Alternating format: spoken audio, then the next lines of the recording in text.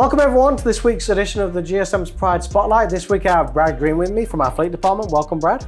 Thank you, Jason. Hi, everybody. Let's start with learn a little about your background, where you grew up, all that kind of stuff. Whereabouts did you grow up? St. Louis? Born here in St. Louis. Grew up my whole life, right in Harvester area. Okay. And high school, college, the whole thing here. So as you know, St. Louis is kind of that question. What high school did you go to? We do have that question. Duchesne. No one knows why, but yeah. Yeah, Duchesne High School, right in St. Charles County, Yeah. St. Charles City.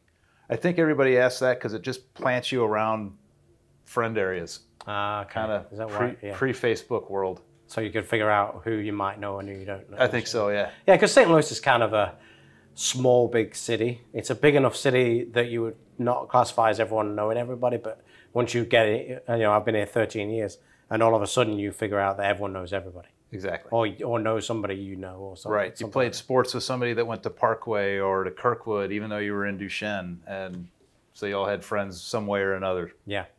So did you go to college? I did. Which college did you go to? Went to Lindenwood. Oh, really? Mm-hmm. So local? Local college. What did you do there? Business degree. Really? I never knew that about you. So see, this is why Something these are new. good. I get to learn a lot of things about the other people. Yeah. Graduate? Graduated. So then after college, what did you do for your first job?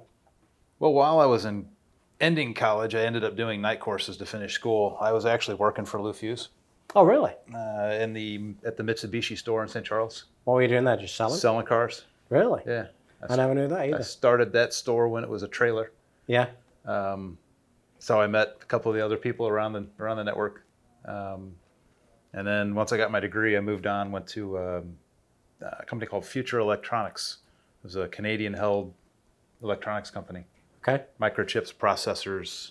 Could do with you right now. Oh, that, yeah, we needed those. And just kind of did that for a while and ended up getting into wiring. Really? So that's where I got into. So you've always kind of had a somewhat of a, I know you're not mechanical now, but you always had some kind of mechanical or engineering kind of realm that you've worked in? Yep. That's cool. Yeah, did a lot with LEDs with Hunter Engineering. Oh, you did? On their the alignment racks, where you see the LEDs flash. Yeah. I helped. Because we deal with Hunter a lot, because they come and take cars off us to reset their new stuff, their new calibrations. Yeah, that was. And in fact, I think pretty much every large piece of equipment we have down there's probably from Hunter in a lot of alignment racks and frame straighteners and things. Yeah, they do a lot of stuff with us. Yeah. Let's jump back. I'll come back to your work in a minute, but sure. Family, kids, wife? Family from here, 2 girls, 16 and a 13-year-old. Okay. Wife was born here as So well. you probably got your hands full right now with 2 teenage girls, right? Nah. They good? They're good. They're good kids.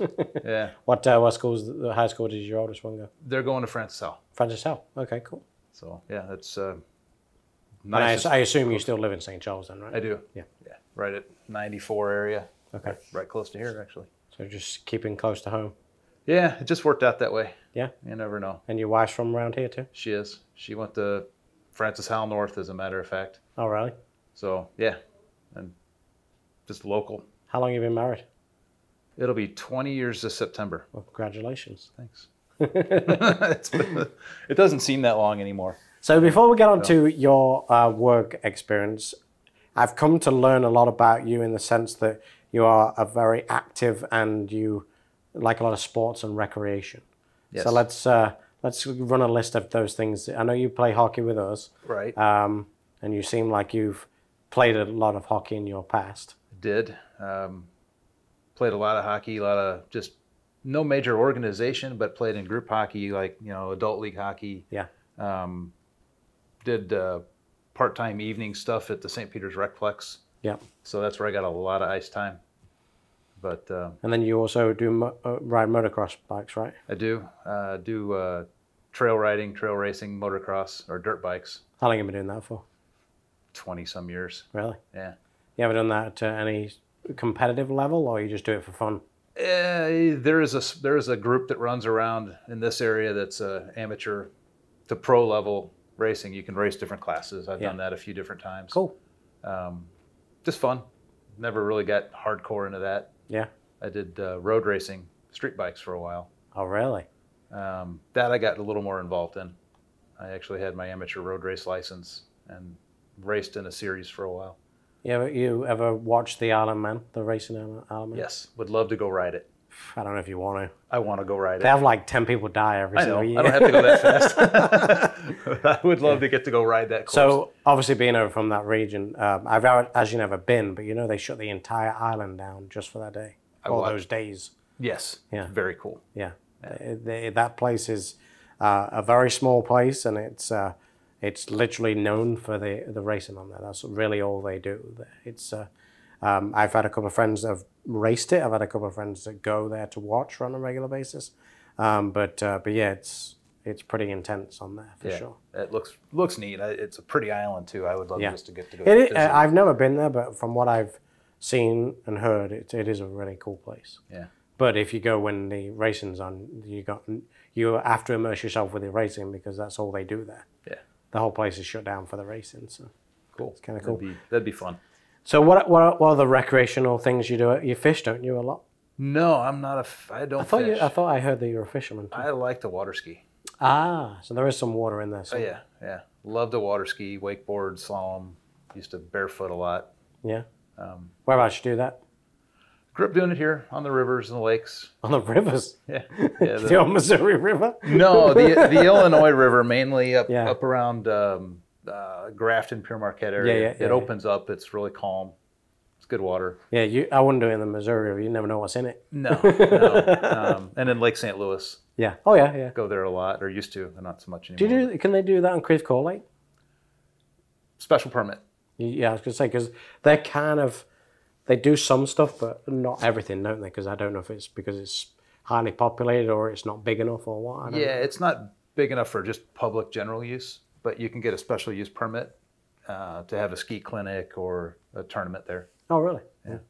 I used to go riding around there a lot, so it was... yeah.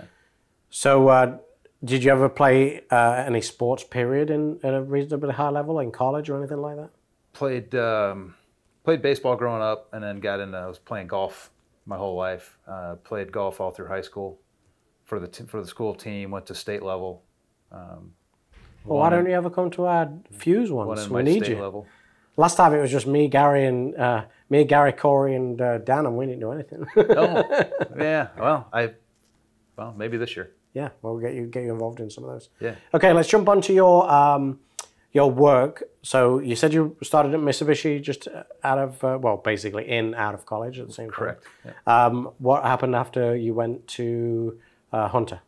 After Hunter. With the electronic side, the big computer slowdown that hit, I think 93, 94. Yeah. That company I worked for darn near closed. Like they knocked everybody off, and then I moved on, and then got into low voltage wiring. Yeah. Because I knew somebody that was doing it, and they needed help, so I started doing electrical wiring, data wiring. How long was you there for? 18 years. Oh, really? You stayed there for a long time. Until I tore a shoulder and was out of work. So that's when I landed back with Fusz. Was that this time? That was this time. Oh, cool. Yeah. Yeah, because I remember Gary saying that you had some experience, but you were coming from a non-automotive career at the current time. But yeah, he said you had some experience. Sales. And so how did you hear about the fleet position coming up? The used car manager at Toyota, Jeff Strum. Yep. Friends with him ever since Mitsubishi. Yep. That's where we met. Yeah. And he was looking around on the website for me and talked to Gary, I guess, and said, "Hey, there's a possible position for you." Yeah. What's your take on the fleet side versus the retail side? I know it took you a little bit of time to get up to speed, but the learning curve was big. Yeah. Learning the trucks, the chassis, and all the upfit stuff, but I love it. Yeah. I like that side of it. Because you've been with us nearly a year right now, haven't you? Be a year in October. Yeah. I was going to say, I knew it was getting close. Yeah. But you liking the fleet side? I do. Yeah. I like the customers that we get. The fleet customers are business oriented. They're more direct. They're going, "Hey, this is what I need, and call me in a week and let me know what you have it." Yeah. And that's just from one that I've seen with fleets, I wouldn't say easier, but from the standpoint of the actual sales, easier. Once you get what they want and they need, and you figure out what they want and need. Right. Because at the end of the day, like you said, they're not going to mess around. They've been doing it for too long. They just want to buy it and move on. Exactly. Get a good deal, and that's the end of it. Yes, sir. And when they're ready, they're ready to write the check. They're just saying, "Get me the price. Tell me what it is." I don't like to mess with it. Yeah. But they want what they want. How many have you picked up any contracts since you're in it? Or are you still working on other leads right now? Still working on a lot of leads. I'm actually starting to get some callbacks from guys I've sold in the past. Okay, good. And some of the people that I've talked to on the street are now calling me. Yeah. So well, good. That's good. So it's starting to roll in. Pick up, yeah. Yeah.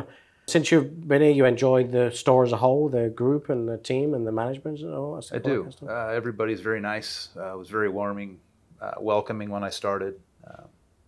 And it's been just a nice team atmosphere, I think. Yeah. Everybody seems to work well. Yeah, we try. Be willing to help all across the board, which is nice. Yeah. Any aspirations to move up in your career, or are you just happy doing what you're doing right now? Possibly. Kind of want a little more time getting this going. Yeah. But I think in the commercial part, I think moving up is just getting bigger accounts.